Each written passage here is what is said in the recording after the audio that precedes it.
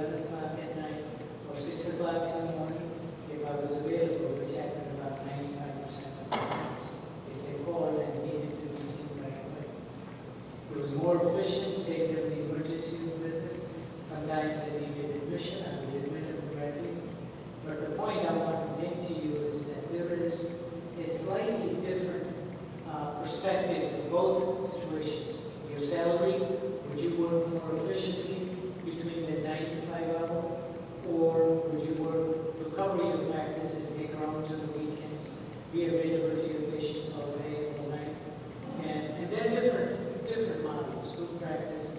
But I don't think the Mayo's Clinic is successful because the physicians are salaried. That is not the main reason, maybe one of the reasons, and I can tell you that salaried physicians everywhere perform better than practicing physicians. That's the point. And you can look into VA, you can look into many of the HMOs that use to salaried physicians, which have kind of fallen by the wayside. You can look at many other models where salaried physician difference is not necessarily a prescription for success. Your second question, I would only answer briefly. I think that decision to get care for serious illness or not get care for serious illness should, in my personal opinion, be your decision if you're a patient. It is much more efficient if you have made that decision ahead of time. As of today, I don't think anybody can force you to make a decision that rations your care. There may be some rationing in government-sponsored health care if it becomes 100%, but I think American public is smart enough that there will be a lot of noise in the marketplace, a lot of noise in our communities if that started. It may happen in a subtle fashion, but I don't think you'll see overt rationing, at least in the coming few years. Anybody want to add?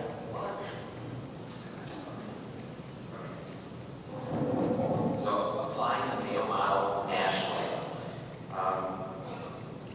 you look at people like Milton Friedman, and what you're basically asking for is what's known as what the state government, state medical society fights against, the corporate practice of medicine. If you read some of the information and policy analysis from the Cato Institute, a very libertarian-leaning group, they argue that medical licensure should be eliminated, and that you would license, instead you just either eliminate it completely, or the second stage would be you'd license physicians, but you also license, say, a corporation to treat people, and that corporation would hold the license, and they would hire anyone they wanted to work within the corporation to take care of patients.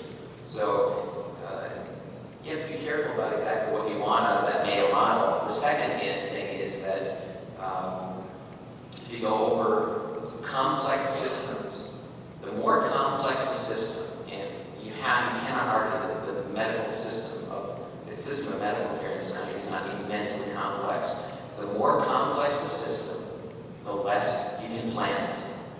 The more you try to plan it, the bigger mess you'll make.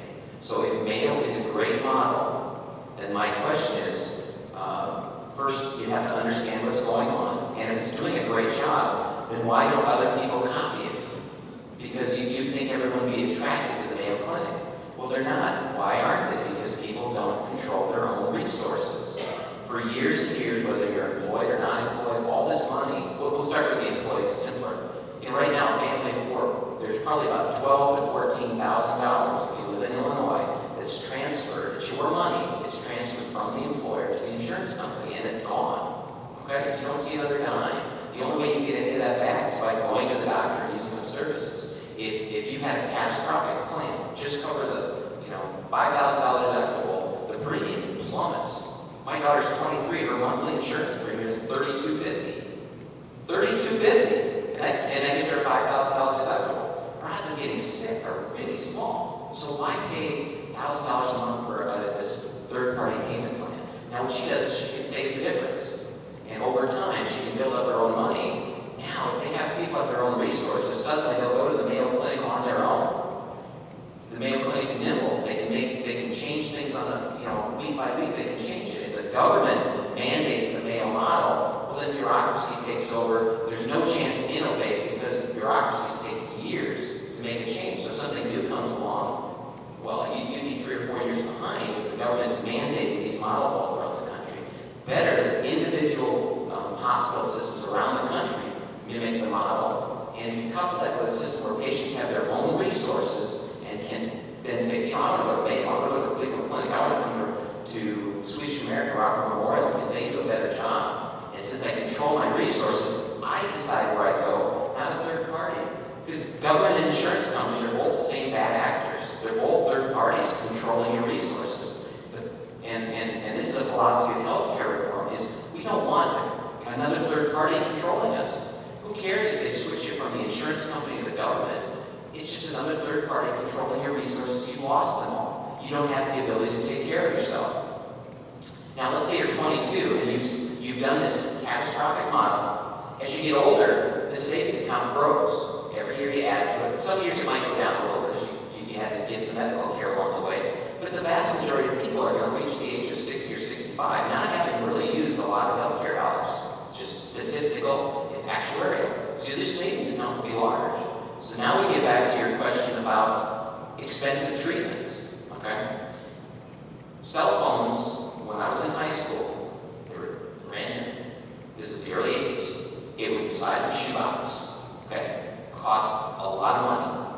If the government had mandated everybody be provided a cell phone in 1983, because this was a wonderful technology, we'd still be talking on shoeboxes. No one would ever heard a text message. And now you get phones for nothing, okay? Well, if we were to apply that same model to healthcare, let's say let's say that we bought insurance and drugs were never covered under insurance, under third-party payment plans. Never. Everyone had to pay cash for every drug they received. Remember, in my plan, you slowly build up resources. You have the resources to buy medicines.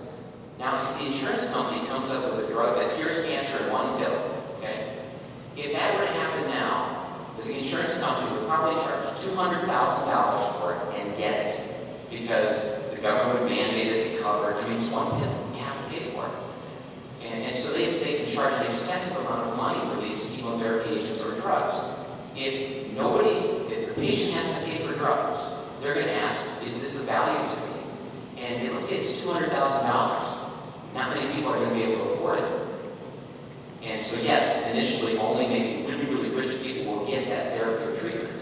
But eventually, the insurance company is going to say, we need to sell this to more people because you can make a lot more money selling a million things for $1 than one thing for $200,000. So they're going to come up with ways to make the pill cheaper and maybe drop the price to make a little less profit. And over time, price comes down, more people can afford it. In the third-party run system by the government, when I come up with this expensive treatment, the government's going to say, not cost-effective, that's the end of the line, and no one ever gets it. So instead of gradually getting it to more and more people in a system where people control their own resources, in a government-dominated system, it's just going to be, no, done, goes away under the table, no one ever sees it again. The rest of the world sort of lives off of us, all these other countries with price caps and things. We're the innovator, we're the drug researchers, we're the place where the medicines come out, and then they can piggyback off us. So that's the point. If you want people to be able to have these really new and wonderful treatments, we do have to change the way the system is to give patients more control. Eventually they can afford it. Quick question off of what you're just saying. My name's Abby, I'm a third-year medical student. Given that the United States as a population has such horrible saving practices, how do you propose that we would change the mindset and get people to shift into that sort of mindset versus people like your daughter, for example, that pay $32 a month and then don't say that just because cash in your pocket, you might as well spend it. So then they end up getting hurt and they can't afford any coverage and then they're going to have to pay for that. Well, there's two ways to